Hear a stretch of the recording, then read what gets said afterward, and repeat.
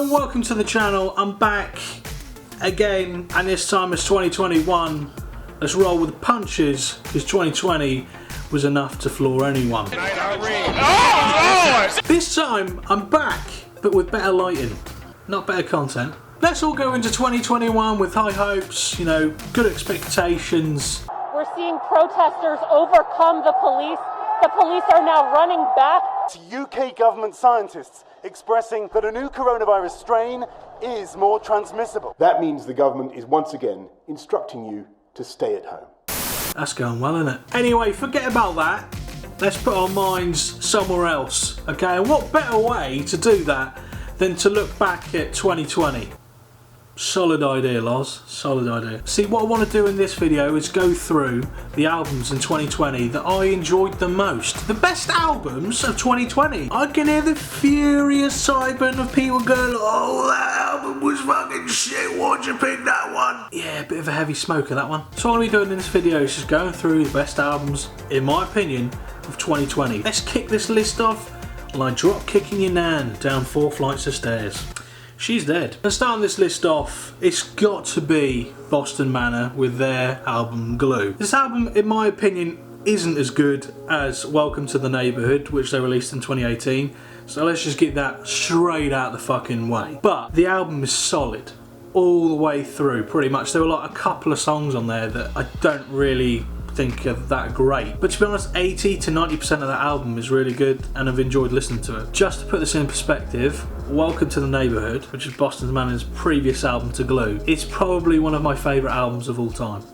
So to put it up against that is a tough fucking job. I'm not gonna lie, I was a bit disappointed that they kind of swayed a bit away from Welcome to the Neighborhood, that kind of style in that album. But every band is different, they obviously want to try different shit.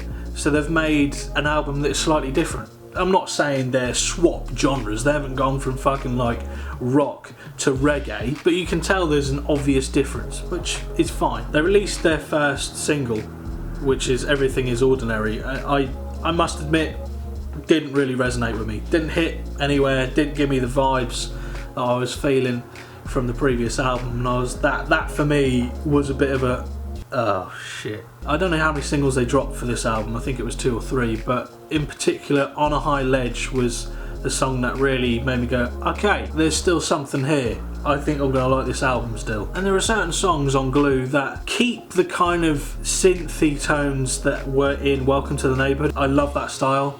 I have done for a long time now. There's quite a few bands have done it before. Another song they released that I didn't even realise was going to be on the album was Liquid. They released that song quite a while ago, to be honest. I think it may have even been in 2019 when they released that song. It seemed like it was just a random single out of nowhere. They just dropped it and it ended up being on the album, and I really liked that song. If you have any interest in this album at all, definitely check out On a High Ledge. Definitely check out Liquid. And one more song I would definitely recommend from the album is Rat King. Rat King is one of those songs that grew on me so much. It was one of those songs that I almost kind of forgot was on the album. But yeah, overall this is a absolutely fucking solid album. Don't get me wrong, like I said before, it's not where the previous album is in terms of like how much I enjoy it. If you're interested or like Boston Manor on any level, you will still enjoy it, I'm sure you will. Now this next artist on the list, I almost guarantee you've never heard of them or him. And I hope I'm saying the name right, because I've been wrong before and I'll be wrong again. Now the artist's name is Bartees Strange. That's Bartees Strange. B-A-R-T-E-E-S Strange. I don't know why I had to spell that out. Probably because I was pronouncing it fucking weird. Now the album's called Live Forever, which is that's quite a bold choice, but only because of the Oasis connection there, but a bold choice nonetheless. And I rate that. What I love at the moment, especially with artists now coming through, is the complete, utter disregard of keeping to a genre. Whenever I've made music, apart from when I was in like a pop punk band, everything else was like a mash, like I just mashed together random shit.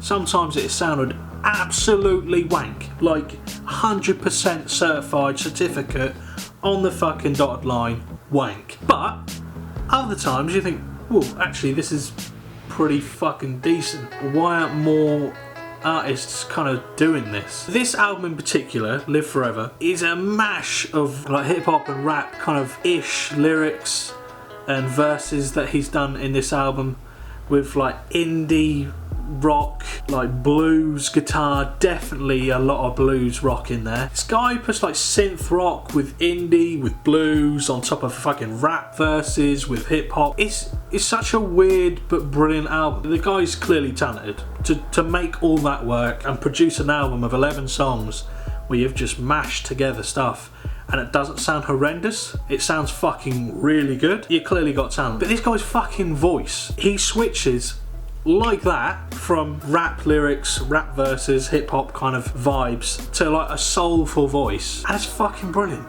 Honestly, one of the best albums of someone I've never fucking heard of before, suggested to me on YouTube.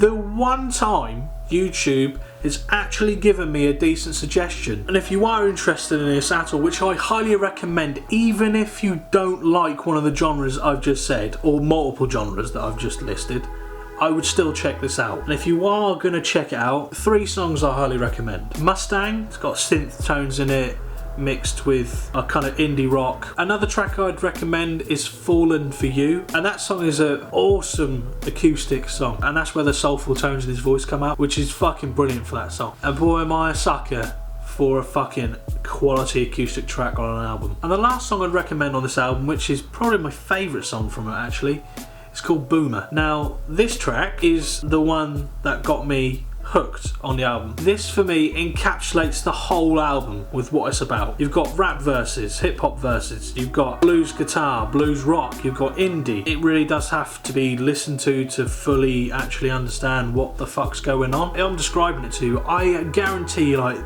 that sounds shit. You're a fucking knobhead. Go do some heroin.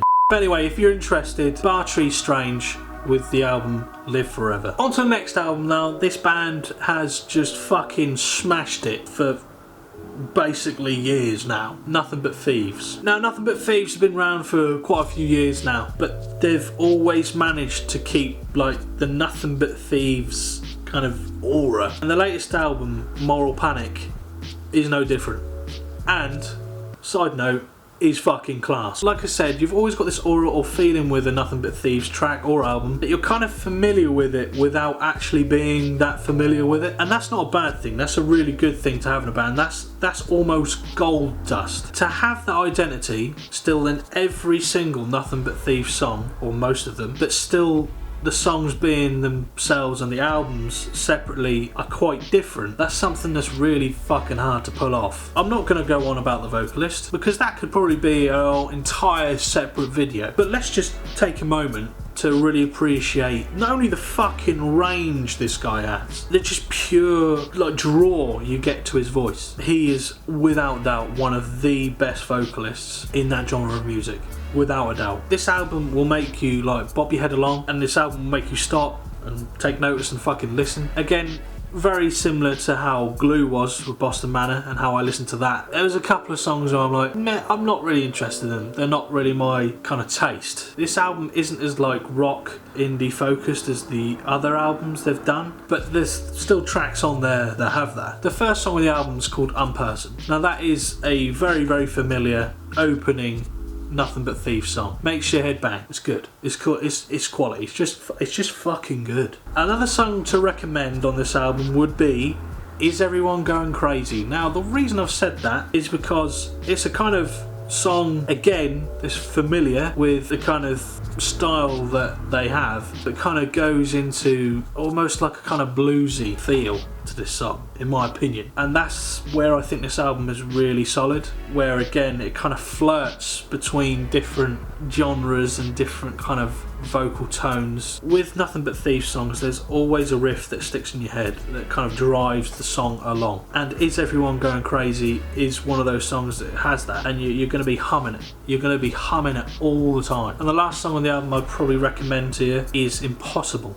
Now that song is very, very good vocally. That is a song that kind of built around the vocalist, and that song is one that is definitely built around his voice and how it comes like to a crescendo, then kind of fades away, then comes back. It's a really good song. Kind of gives you a feel of what to expect on the album. One person is like more rocky. Is Everybody Going Crazy? It's kind of like an in-between. But yeah, I definitely recommend that album. It's one that I was looking forward to when I knew it was coming out, and yeah, it didn't disappoint. Now, another album that I'm sure you've probably never heard of, from a band you've probably never heard of. The name of the band is Nothing, and the name of the album is The Great Dismal. The band has kind of got a similar feel to a kind of more slower, purposeful, kind of deliberate moodiness. Imagine bands like Citizen or Basement, which are both bands that I really, really like, especially Basement.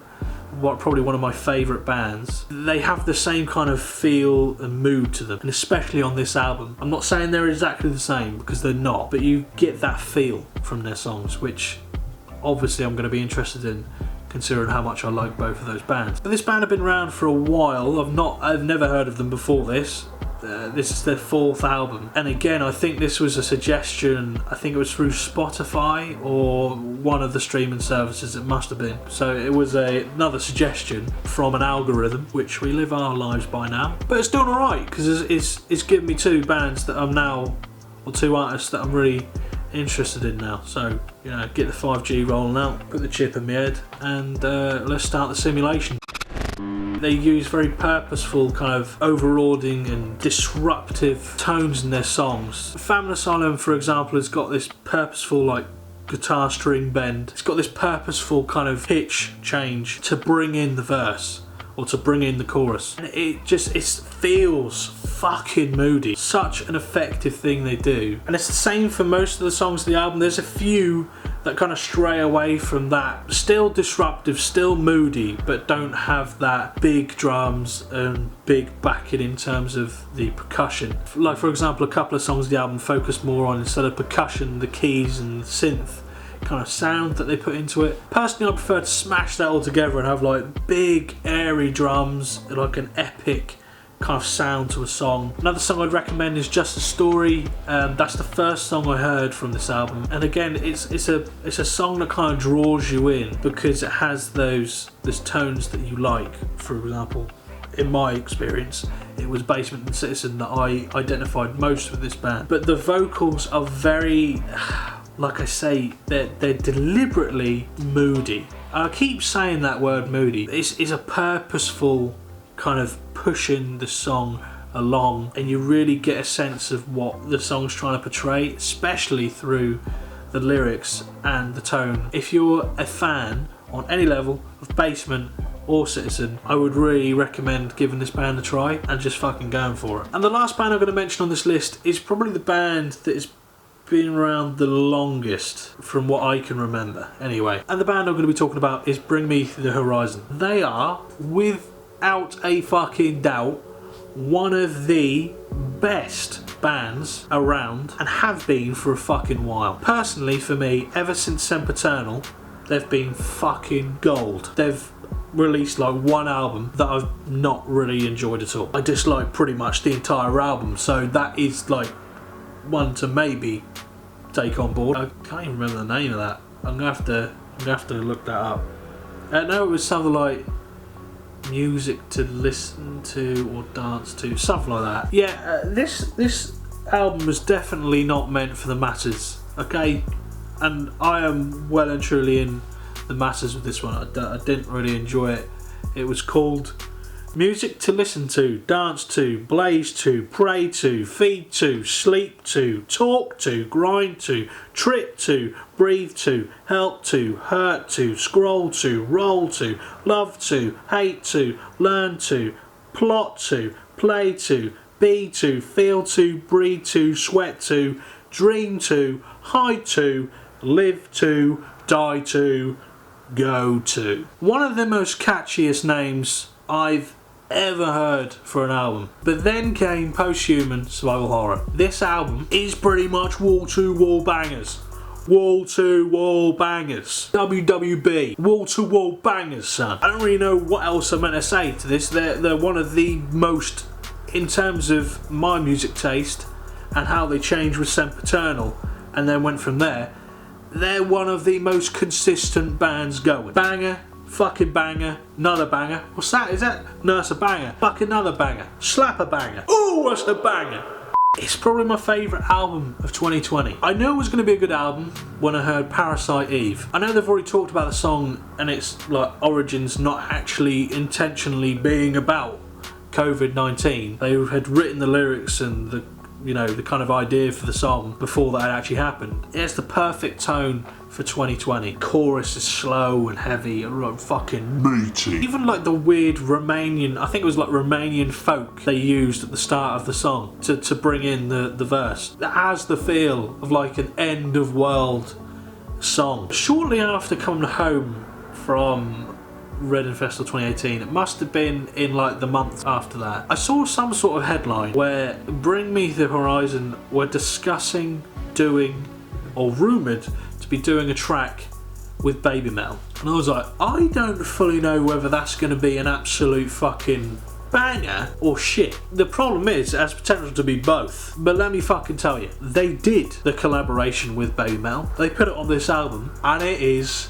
fucking decent. I really genuinely love what Baby Metal have brought to that song. Now, a song I want to talk about on this album that really probably solidifies its place as my favourite album of 2020 is Obey. Now, Obey, when I first listened to it, I was like, I don't know if I like this. Obey was the song that went from this album, one that I skipped. It went from that to being pretty much the go-to song on the album for me. Even to the fact where I tweeted out my initial reaction to Obey and not liking it, to now it being one of my favourite songs on the album. To sum up, this album is fucking good. It's better than good. It's fucking great.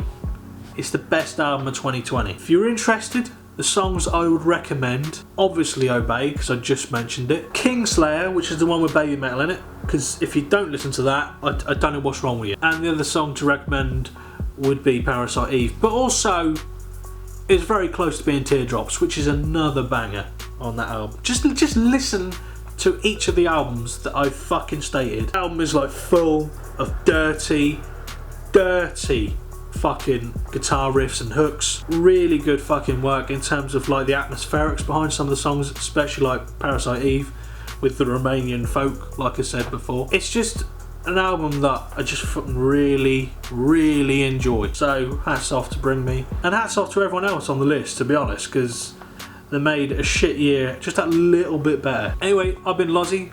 I hope you enjoyed. I'm sure you would have switched off now if you didn't. Everyone have a good 2021. Alright, as good as you possibly can. But yeah, I hope you enjoyed. If you did like it, leave a like. If you didn't like it, there is a button for that. Also, have a chat with me in the comments. I'm pretty kind of active in my comments. Once people comment, I always like kind of engage with them.